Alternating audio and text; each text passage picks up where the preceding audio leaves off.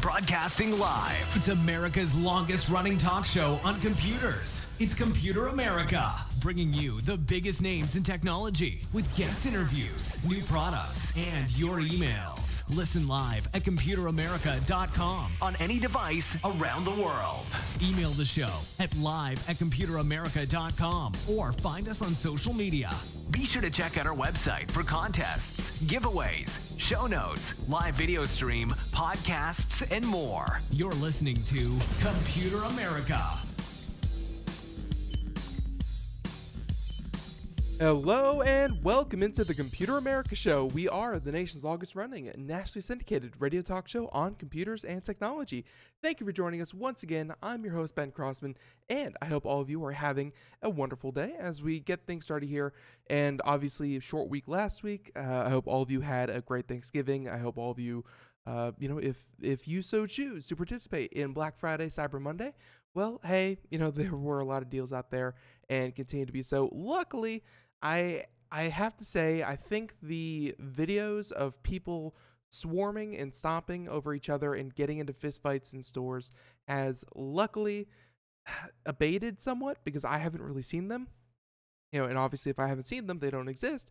But at the same time, you have to assume that, Cyber Monday, people are a little bit, have a little bit more elbow room in physical stores. So, and by the way, just to say this, that I saw a lot of reporting over the course of last week about how physical stores are doing so much to try to drive foot traffic in their stores, and how this may be the year that obviously physical stores try to recapture the market after the last couple of years. Cyber Monday and digital sales have been so strong, and yeah, we have some numbers later on in the program that we'll talk about.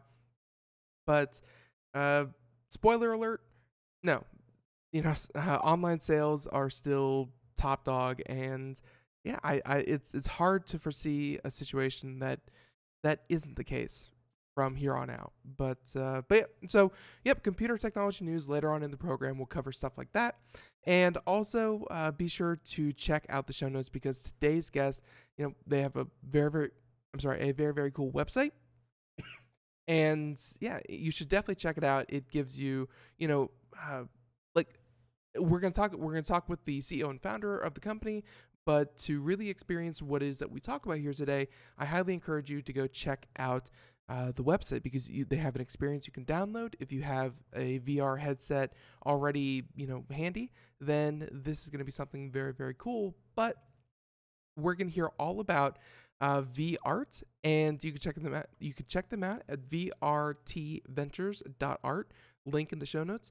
And yeah, we'll talk to him in just a moment. But before we do, a couple things, including computeramerica.com. That's where you'll find a link to everything. Also, be sure to check out the social media contest sponsored by Logitech, where we give away a prize every single Friday. And also be sure to check out the live video stream where you can watch Computer America and not just listen. And yes, we'll be showing, the demonstration video and things like that during the interview. So with all that said, why don't we just go ahead and, get to our guest, because I feel like this is something that has been right around the corner for a long time, but it's so cool to finally see something like this in action. So here we go. Joining us today is once again, Mr. Jacob Koo. He is the CEO and founder of VArt Ventures. And Jacob, thanks for joining us here on Computer America. Ben, thank you so much for having me. Yeah, so this is going to be really fun because, we, I'd say in the past maybe 6 months, we've had so many companies come on the show that, virtual reality, I'd say about 2 or 3 years ago, we were talking about how to get it in people's homes. And now the fun part starts where we start to get VR experiences and, things that you can do with your virtual reality kit. And, your company is yet another that shows the potential of this technology. So I think before we get into that and how you decided to do VR, give us a little bit of background on yourself and how you decided to start VArt. Sure. So what happened for me is that I'm a lifelong entrepreneur. I've been involved in a lot of different businesses, ranging from restaurants to retail to I was a sports agent for a period of time. I did entertainment marketing. just an entrepreneur, which means if I'm telling you all of the things that I've done, it means I wasn't very good at any one of them. Okay. So I kept searching and searching and searching. And then I got involved in mobile apps. And I found it fascinating because I thought that there was like something really special there, but I was extremely late to the party. When I really studied it, I figured out that the iPhone, which is really the beginning of apps, was launched in 2007, which is only 10 years ago. Mm-hmm. But during that period of time, now 10 years later, there are 3 million apps available on your iPhone or your Android. 3 million. How could you ever find anything? So then I looked a little bit deeper, and I discovered some very interesting statistics, such as the number one game on the app on the iPhone would gross about $2.5 million to $3 million per day. But the number 50 game, 50th best, would be somewhere in the range of $150 a day, which means that you could have the 50th best game in the whole planet, and you couldn't pay your rent. So I realized that, oh my goodness, this is not a very easy opportunity. This is going to be very difficult for anyone to know what you're all about. At that same time that I was looking at these statistics, I met a friend who was like getting involved in virtual reality, and it sounded so interesting even though I had no experience with it. So I went to Best Buy, and I picked up a Samsung Gear, the Samsung Gear VR device. And I was excited because I thought, hey, $99, $100 to be able to experience virtual reality. What a great deal. Until the salesperson told me I also needed a Samsung phone with it. That's another $750 on top, which completely changed the equation for me, but still I had to go try it out. And when I did try out the games or the experiences on the Samsung Gear VR, I realized that none of them were very interesting. It's not like to say something bad about many developers who are trying to make interesting things, but I'm not really a gamer. And if I'm not a gamer and I'm not really interested in the games, I was really just trying to see what type of experiences there could be on the Gear, and there just really wasn't anything very compelling. A lot of it was something that you call 360 pictures, 360-degree video, which would never make you feel like you're actually there. It would just make you feel like you're looking at there with like a different perspective. And what I really envisioned in my head was virtual reality should give you the opportunity to be somewhere that you're not. Like literally, you should feel like you are there. And I didn't really get that experience. And when I saw that, I thought that there was a huge opportunity. And my background, that I was involved in contemporary art. Right. And you always go back to what you're familiar with. And so I kept thinking of, like, let me go back just for a second. Sure. The internet is only as great as what us humans use it for. And I really wanted to find something useful, something that a small group of people would need. And then I focused on art exhibitions, because generally your local museum will have an art exhibition that's up for 4 months. And by the way, sometimes those art exhibitions take up to over 5 years to actually execute. And they're only up for 4 months before they disappear. And I thought that one very useful application for virtual reality would be capturing these art exhibitions, since they're going to be going away soon, and making sure they're archived and making sure they're able to be enjoyed and seen by the whole planet instead of just the people who are in that particular city during that 4-month window.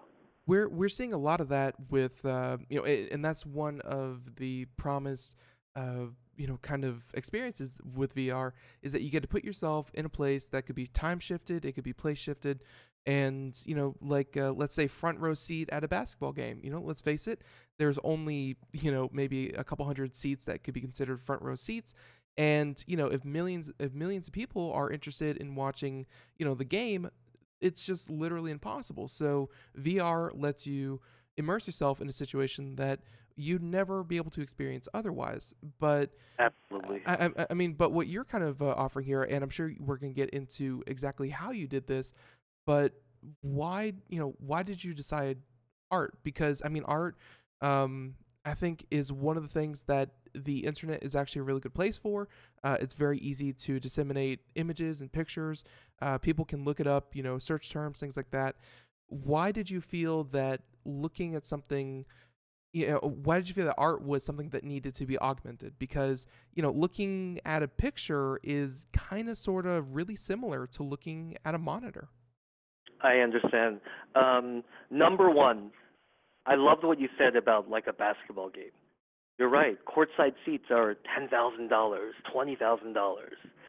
And if you have the technology to be able to sell a courtside seat in virtual reality for $5, and there's 41 home games, the potential is ridiculous of what's possible. Now, the technology for moving pictures is not there yet. And 360-degree video or camera work doesn't really give you the right experience. In fact, it can make you dizzy, a little bit nauseous. So we had to find something that was static, and with the art exhibitions, they were already curated, they were already displayed perfectly, so we just had to capture the reality for the virtual reality experiences. It is different because a lot of people don't know, and I'm a little bit of an art nerd compared to non-art nerds, and what it is that a curator will literally spend years deciding on a museum exhibition. So I'll tell you how it begins. A curator will think of an artist that they've been following for years, 5 years, 10 years, 20 years, and then they'll think to themselves that this person needs a major museum exhibition. It's time. They've developed in their career. They've grown. There's an amazing story that needs to be told. And once they get that idea, we'll give you an idea of an exhibition that's a retrospective, which basically means it's covering the artist's career. The artist that we did, Kerry James Marshall, it was covering about 35 years of his works, from 1980 roughly to 2015. And during that period of time, they have a very important story to tell. But on top of that, they have to get in touch with 35 years of collectors who have acquired the artist's works, and they have to convince the collectors to please lend it to them, lend the museum the works for an X period of time so that they could actually share them with the world. So that whole process takes a very, very, very long time. And like I said, there's a big story going on. A lot of people would go to a museum and just look at certain artworks, but what we realized is that there's so much more than just the actual artwork. Every artwork is a story, but an exhibition is a story as well. It's kind of like comparable to a music album. A lot of people don't even remember what a music album is anymore, but I'm old enough to remember, and I do remember buying one because I knew one song of this particular artist that was playing on the radio nonstop. And after I would buy the CD at that time, then I would discover 2 or 3 or 4 more songs that I really loved, better than the one that I knew about. And that's what was a real pleasant surprise to me. And I felt that a lot of things that were missing was that when you physically go to an art museum or to a museum exhibition, you don't really have the opportunity to understand the story being told. And you don't have the time to really learn as much as you possibly could. And I think that in itself, having a more bird's eye view of being able to experience the entire exhibition in virtual reality will change the way that people actually look at art and exhibitions in general. Right. Now, for anyone out there who is watching the video portion, we do have your website up, and it does give, a very cool, kind of preview thing. It moves very quickly. This is not something, that would probably happen with virtual reality. You could take your time. But yes. You did set this up in what would be, I guess, a recreation of an art gallery. It's pictures hanging on walls. There are benches that you cannot sit on. And, it's you go from room to room and, exhibit to exhibit. So kind of talk to us why you decided that just capturing this in the setting was the best way. Because, there's a couple of different ways that you could do, with virtual reality, because you could take it and, set it up in someone's home. You could do it and set it up, in a completely digitally, created, forest or something. Like, you could put this artwork in any scenario that you wanted to, but you felt that, but you obviously felt that the art gallery was part of the experience of experiencing these pieces. Yes, absolutely. So this Kerry James Marshall exhibition, Kerry James Marshall is the artist, of course. It started at the Museum of Contemporary Art, Chicago.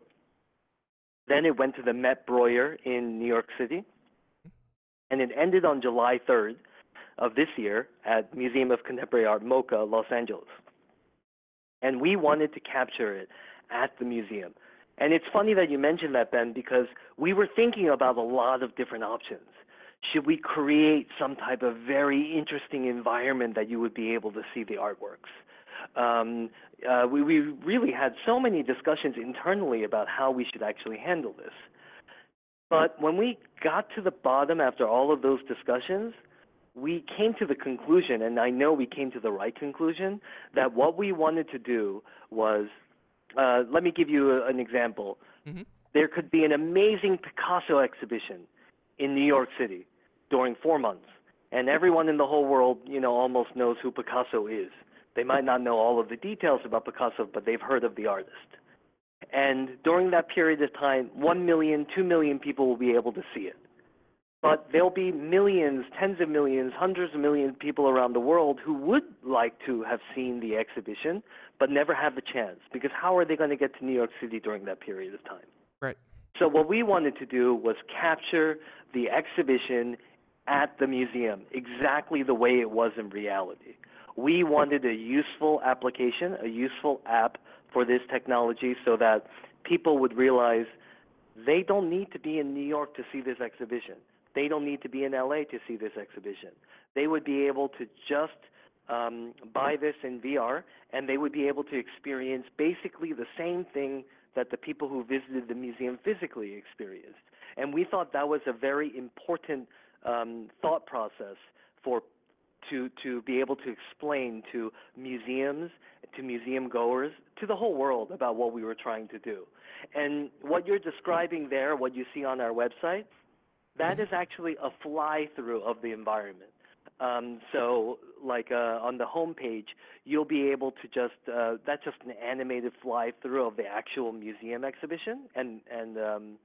And what you do is in VR, or if you download the free download from our website, you'll be able to control where you go. Just like in the real museum. You can go to that painting, or you can go to a different room in the museum. You can go wherever you would like and learn whatever you would like and see whatever you would like. You're the one who's in control. And we thought those two things were very, very important for virtual reality, and that is that it's based on reality, at least for our company, that's based on reality, and you are in control of what you do in that environment. Makes sense, and I definitely do like your point that because virtual reality does have a lot of promise, and as I said, we've had guests on the show that they want to really explore, because you're right, VR is a very new technology. They want to explore what works best, and I'm not saying that creating an entirely new reality from the ground up is the best way to go. I mean, heck, your experiences. I mean, it's you're right. You're capturing something, a moment in time, that probably will never be recreated, and you are better than a photo, capturing every single detail of it and preserving it and having that. So instead of recreating or trying to augment some kind of reality, you're just capturing reality as it is, and that is going to be a huge part of what virtual reality of what virtual reality and the content that you get. So before we move on much further, right now, so far, I've only ever seen, the Kerry James Marshall exhibit. I'm assuming this is maybe a first for you or something like that. But tell us more about Kerry James Marshall, why you decided his was the first, and why you decided his was a good one to highlight. Sure. So Kerry James Marshall is a world-famous artist for people who are into contemporary art. He's known as one of the finest figurative painters of our generation, is what he's known as, his reputation. And once we understood who he was, it became even more special. It's very interesting that he was a young boy, very, very talented at drawing pictures. And he had teachers who were constantly pushing him to continue honing his craft. And he would go to museums when he was young, and he would notice that no one in the museums and the paintings looked like him, which is kind of crazy to think because I had never thought that way before. Painting is actually a technology. The technology of painting is over 600 years old. But if you go to any museum in the world, it's probably like 99.9% white figures that are represented. Mm-hmm. And as a young black boy, he never saw himself being represented in these museums. So he decided at a young age that he is going to change that narrative. And I love that because it's just a young person making a decision for their life without really knowing what that decision means. And 35 years later, or longer, he has his first major museum retrospective exhibition. And he single-handedly changed that narrative. So we really fell in love with that story, and it's something that we wanted to share. And so it became very important that we knew that our first exhibition was going to be free. We were going to give it away free because we wanted to show a bunch of things. Like if your listeners are able to download the exhibition, on their laptop, they'll be able to. I challenged a bunch of teachers that we knew that we were working with to have your students go through this exhibition for 20 minutes and see what they learned from that 20 minutes. And we were very happily surprised by how much they were able to remember from that brief period of time. And that's when we knew that we had something, that it's about education. So we wanted the first one to be free. We wanted everyone to experience it. And we wanted to make sure if the first one is free, that we're also sending a message on top of this is not just an art museum exhibition. In fact, one of the things that was very exciting was MoCA had told us that this exhibition was bringing in the most diverse group of people that they ever had in their museum's history. Mm-hmm. So it seemed like a perfect fit for us to take advantage of.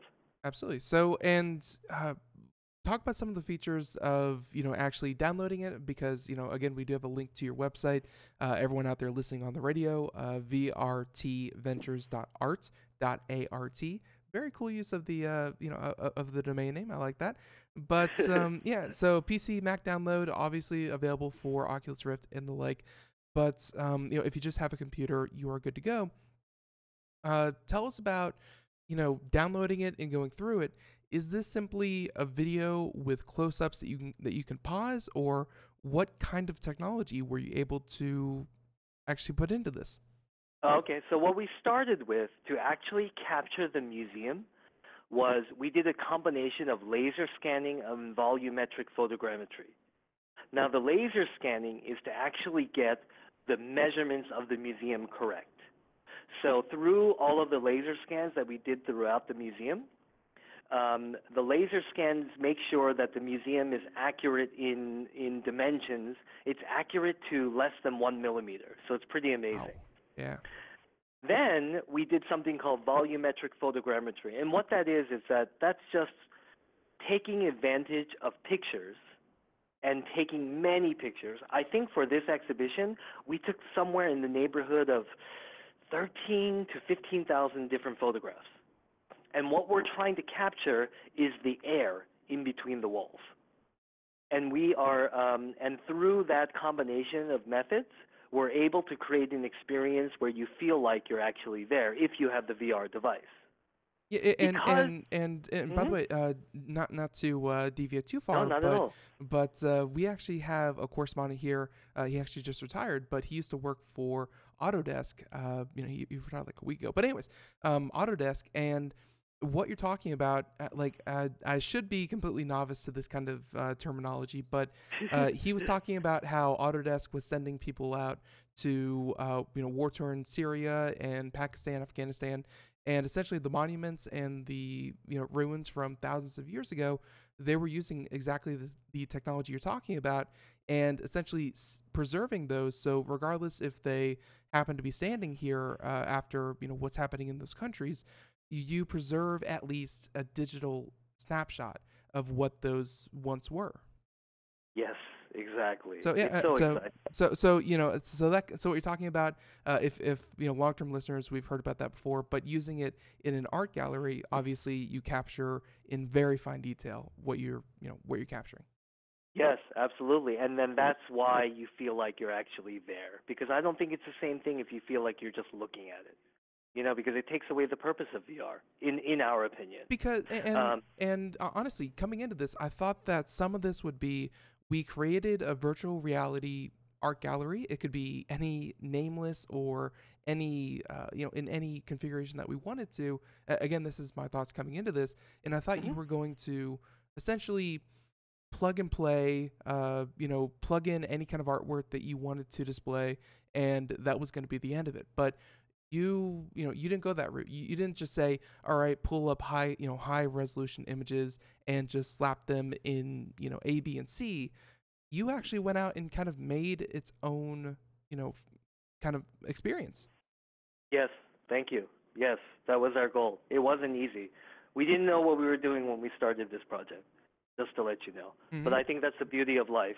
You never know what you're doing when you start something, if you're Right. trying to do something different. And we're very proud because this actually is the first, like, real museum exhibition in virtual reality. It's never happened before. They've done museum visits in 360-degree video. They've done some, paintings in virtual reality, but they've never done a real museum exhibition in its entirety in virtual reality until we did this. So So it's something that we're quite proud right. of. So my question is, and going back to your analogy of the App Store with the games, where the number one most popular game earning millions of dollars a day, and the 50th, not even the bottom 10 millionth, it was the 50th was earning a smidgen, and that's something that a lot of companies were experiencing, like such as Spotify and other services out there, that when you have that much content, it's hard to get people to shake, to kind of shake, well, what's number one? I automatically like what everyone else likes. So my question to you about art, because obviously, I unfortunately had not heard of Kerry James Marshall, but now anyone can go out and see, a collection of his art. Are you trying to, in some form, kind of say that, obviously there is room in the art world, in the technology world, in, whatever, that there's room for more than just the top five. Like there's room for any artist, and, people will be interested if they have access to this. Do you think there's room for, more Kerry James Marshalls, to anyone to create their own gallery if this technology takes off? Because you've made his exhibition accessible to more than just the people in the cities where he's displaying. You've made it available to everyone in the world. Absolutely. I think what's going to happen in the future, like you look at the internet, which I just love, just the whole thought process of the internet. And now, because of the internet, we have companies like Amazon, big beasts of companies that didn't exist before. And we had so many players who would never have had a chance to do anything except the internet leveled the playing field. Why won't virtual reality do the exact same thing? There are so many more. I don't think that virtual reality will be used as much to sell things, but even though that it will be done, Yeah. but I think it's going to create a level of experience that you can't experience. Like very recently, I got to know the head of IMAX VR. You've probably heard of it before. Yeah. They recently got a great deal of investment, and now I think they have 5 IMAX VR theaters around the world. And I think they're opening up 10 more or 20 more within the next, 18 months or so. So I tried that's it super out. interesting. Yeah, go ahead. Yeah. I went to the one in Los Angeles. I tried it out, and I was very shocked because it's not that the experiences are so great, but there was one experience that I tried. It was called Life of Us. It was basically you put on the VR headset, and then you go from a single-celled organism to a robot. It's just like an evolution experience. It's about 10 minutes. After a minute or two, you forget where you are. I completely forgot where I was just for a minute. You're somewhere, but you're somewhere else. And just the thought of being able to experience that. I'm sorry to do this to you, but No. but Jacob, would you mind staying over? We have a break coming up. Would you mind staying over so we can continue this? No, please, my pleasure. Perfect. My All pleasure. right, so everyone, music means we're going to take a break. We'll be right back. More Computer America, more V-Arts Ventures right after this. We are all Brother Wolf. 10 years ago, a group of locals banded together to create positive change. We took animals into our homes, held adoption events at local retailers, and talked to the community about our mission to help build a no-kill Asheville. A decade later, we have achieved so many victories for animals in need. There's been so much progress, yet there's still so much to do. As part of our year-long celebration, we encourage you to become a member of our special Compassionate Circle program. With a monthly donation of $10 or more, you will have behind-the-scenes access to the work we are doing at Brother Wolf. Our goal is to reach 1,000 members because we receive no government funding. Working together, we can help build and sustain no-kill communities. Learn more at compassionatecircle.bwar.org. We are a 501c3 tax-deductible organization.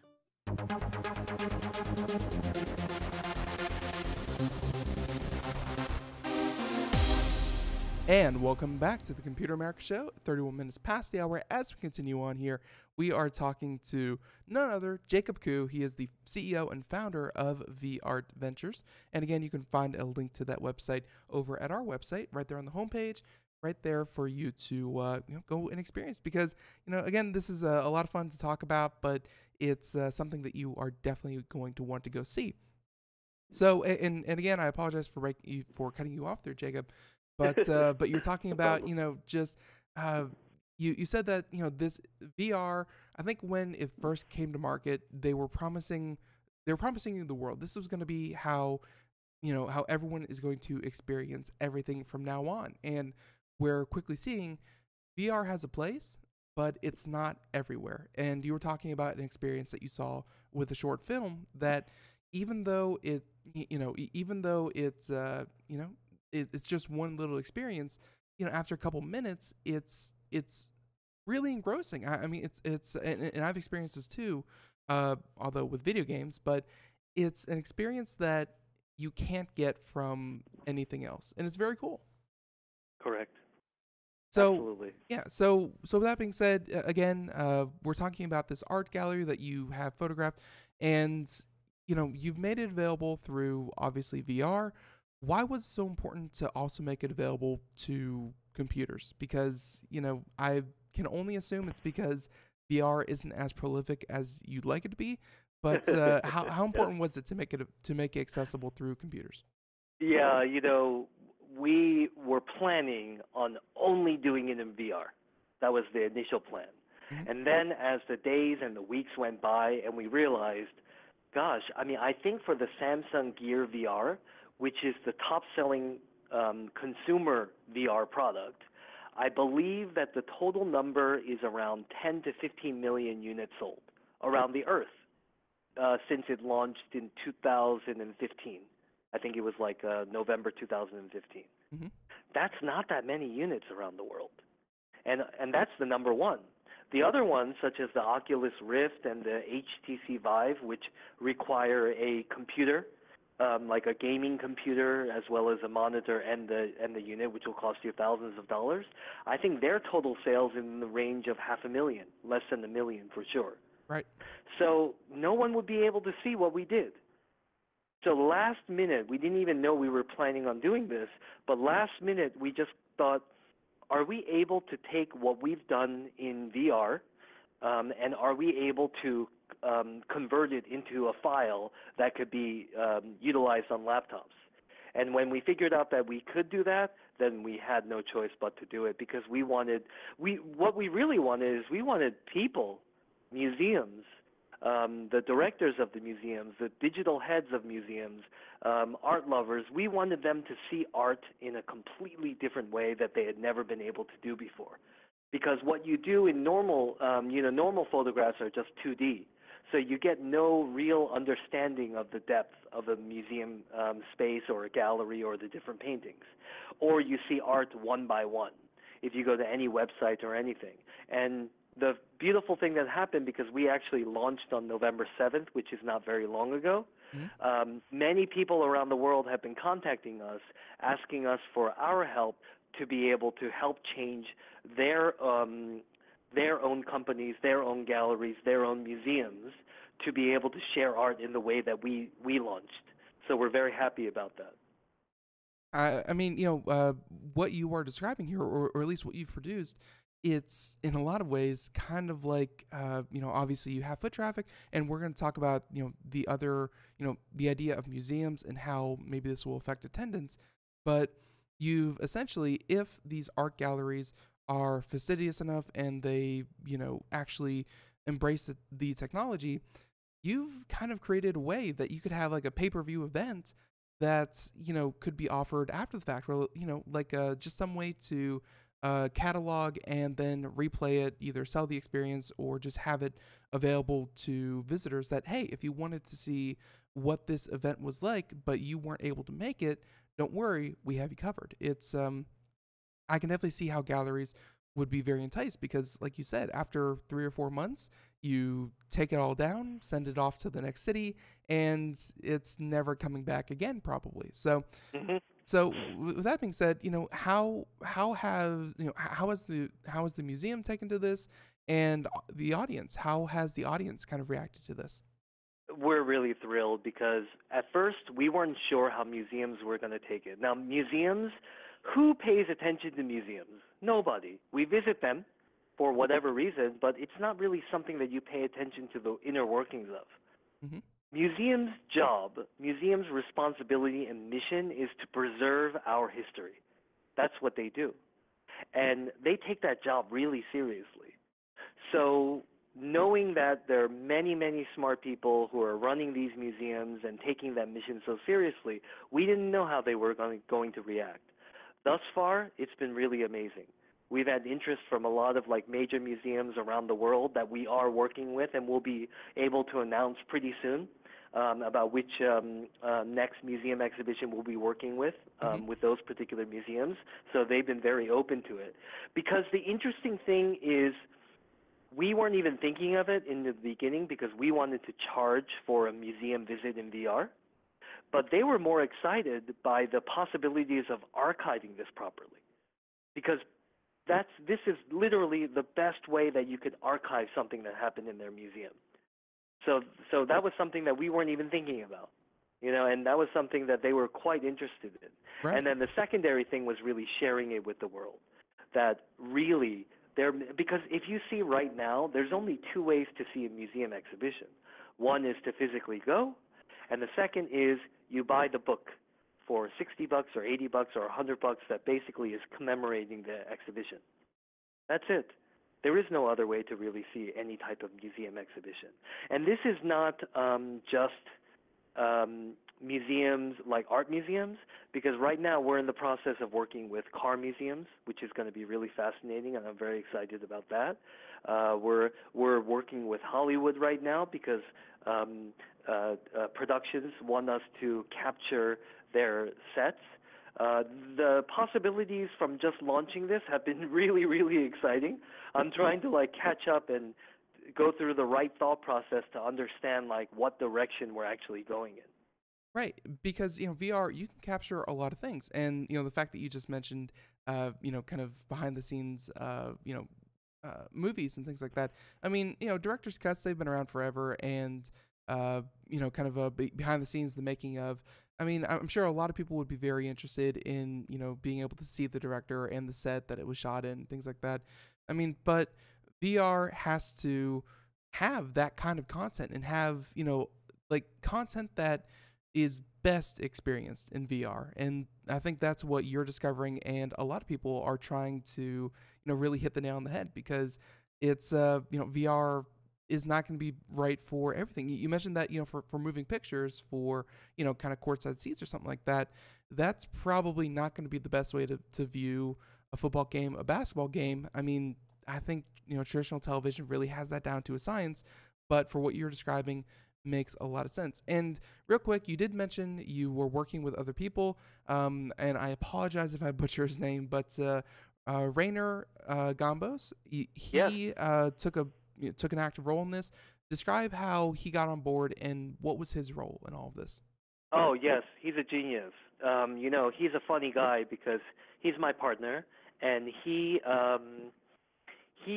won an Emmy for his visual effects work on Game of Thrones. Hmm? And at that point, you would think that he would ride that wave for a while, but he became not so interested in that anymore because he was fascinated with volumetric photogrammetry, and he left Game of Thrones to just build his own company. And so that's how I got to know him, and then he's the one who, through our relationship, I was able to understand how you could actually capture reality for virtual reality purposes. So he was instrumental in making the environment as realistic as possible. So when I mentioned that we didn't know what we were doing when we started, when I met him, we got to know what we were doing. I gotcha. So, Yeah. and I think we're gonna wrap up our conversation with this one, but let's look at the future. Let's look. Obviously, you have created something that, through, I think, you've done a lot. You have done a lot of the legwork. What you've done here, you could probably do in other, in other art galleries and other scenarios. What would you like to see happen to, improve what you've done, or what do you think this holds for the future of art and art galleries and how we, kind of view art? Yes, with respect to art, because, like I said, I'm an art lover, but the possibilities are so beyond just art. Like, I'm looking out my window right now, and there is a whole earth of reality that needs to be captured for virtual reality. It's really possible. I don't know what it's going to look like in 10 years, 5 years, 50 years, and 100 years, but it's possible that almost everything in reality is going to be captured for virtual reality purposes, and that's something that we'll be able to experience. So just beyond, I always tell this one story. Back in the day, NFL team owners were hesitant to put their games on national television because they thought no one's going to come to their games anymore. And obviously they were wrong. Yeah. It didn't work out that way. And that's kind of the same thing here. There is an opportunity to use virtual reality for who knows what, for all of these experiences that you can't really imagine today. And so the future is really endless. And one more thing that I'm going to tell you is that I'm not generally an early adopter. I didn't spend $3,000 on my DVD player. I spent, I think, $120, $130 for my DVD player, so that's definitely not early adopter status. Right. But when there were so many wonderful DVDs coming out where you could see a full season of these amazing TV shows, I didn't really have a choice. I had to eventually buy one. And that's where we're in VR right now, that your listeners, people in the industry, people who are not in the industry, need to find compelling content, things that matter, things that normal people want. And then they'll have a VR device. And that future is going to be really exciting because it's not going anywhere. Yeah, and you're not the only one. You're not the only one thinking this. Besides the companies that have come on the show, we've heard companies such as Facebook. They're honestly they're probably one of the biggest ones pushing for this kind of technology because they've mentioned that they just don't want videos or photos on their site, but they want virtual reality. They want a situation where your kids, maybe 15, 20 years down the road, you take a photo in virtual reality, or you capture something in virtual reality, and your kids in 20 years will be able to stand there and walk around you and essentially put themselves in a scene with you 20 years ago. And you're right, a lot of people are working on this, and hey, you are honestly the first company that we've had on the show that is, I think, and again, so many virtual reality companies, they want to create a new reality because that's what was promised. You might be one of the first ones on the show here that wants to capture reality in virtual reality, and that's just as exciting. So, Jacob, I'll one more chance. Did we gloss over anything or anything else you want to mention to our audience?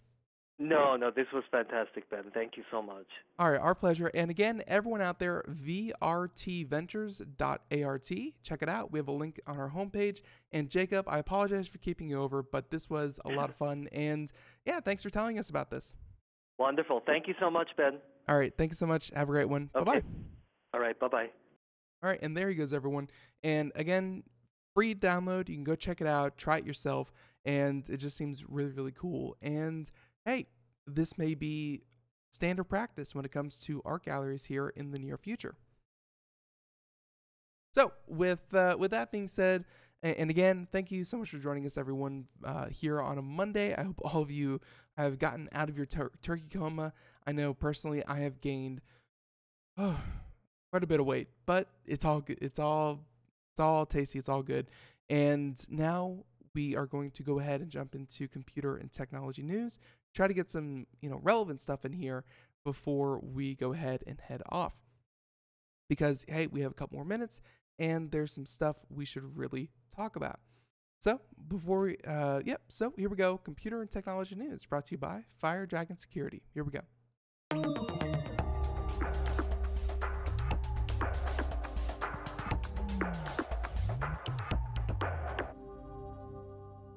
All right. Let's do this one first. And this one was just quirky, but I think it's going to make snobs mad. It's going to make snobs mad, but it shows an evolution in a product, which is very cool. So here we go. This one is from Miss Mallory Locklear. She writes for Engadget and SodaStream. You know them. We've had them on the show. And SodaStream's new concentrate lets you mix your own champagne just in time for the holidays. Hey, New Year's? Who doesn't have a glass of champagne? So, Sparkling Gold Concentrate will be available for a limited time. Let's see how this works. But SodaStream has been inching its way towards or at least into the adult beverage scene for a little while now. And today, the company announced that it's launching its take on champagne, where Sparkling Gold is a new concentrate from SodaStream that supposedly tastes like a fruity Riesling. It shows you how much I drink Riesling. And when mixed by the recommended 1 part concentrate to 5 parts sparkling water, it contains 10% alcohol by volume. So, could be a bit more if you don't get that ratio right.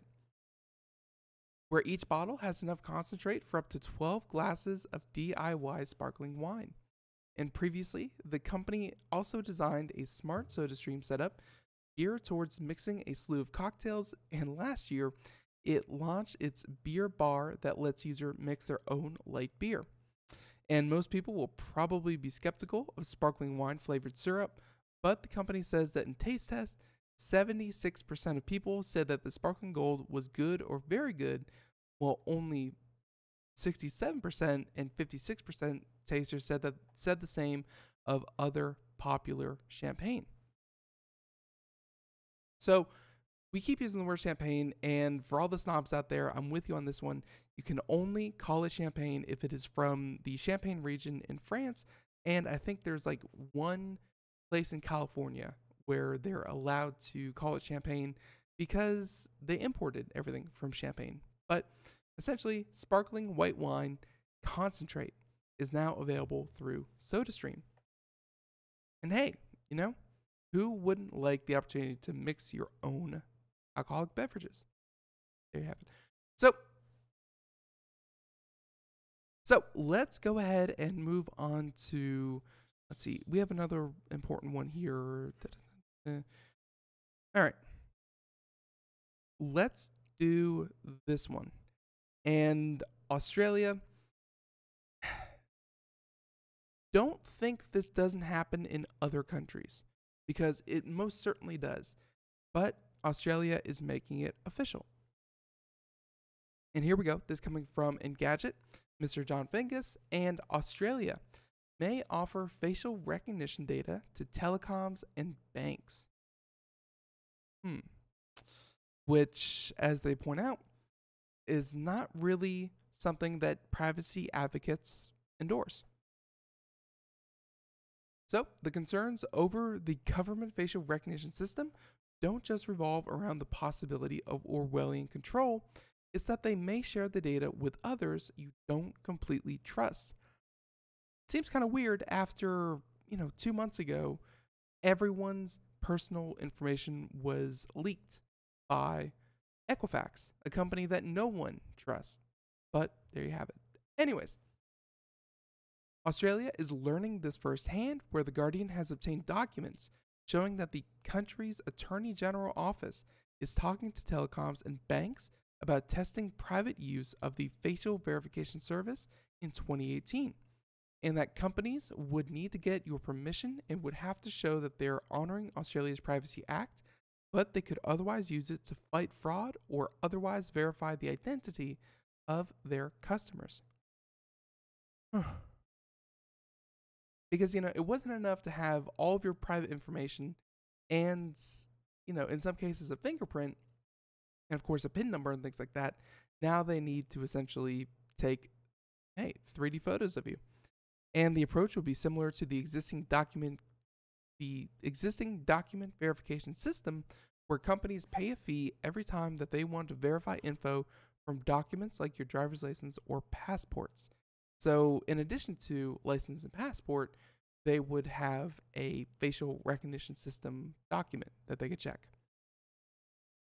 So whether or not this goes forward depends on an independent privacy assessment. However, there are already a number of outstanding concerns about how this would be implemented, and even in a country where facial recognition has seen relatively widespread adoption. Will the company clearly explain what happens when you take that facial recognition? And once they have your data, will they avoid selling it? Because we've seen in a lot of situations, data is king, and if they can collect enough of it, well, that's a pretty big payday. So they said that permissions won't mean much if your choice is to either submit to a face scan or receive subpar treatment, and that this doesn't mean that privacy could be dead in Australia. However, the government will need to show that it's holding companies' feet to the fire. Essentially, you are giving them a ticket to identifying every individual out there. And that's a huge privacy concern. So Australia's government has to really show that this is going to be good for consumers, either for the protection of consumers or otherwise. But that can be a hard sell. So we'll see what happens. Australia turning into that facial recognition. And again, not to say that that doesn't happen. I know that here in the US, that's already happened. They take your driver's license photos and essentially put you into a large database that is collected nationally. And through traffic cams and they can identify people. But to give that to private organizations, that's a step that Australia is considering. So, all right, why don't we go ahead and do... All right, net neutrality. You still there? All right, good.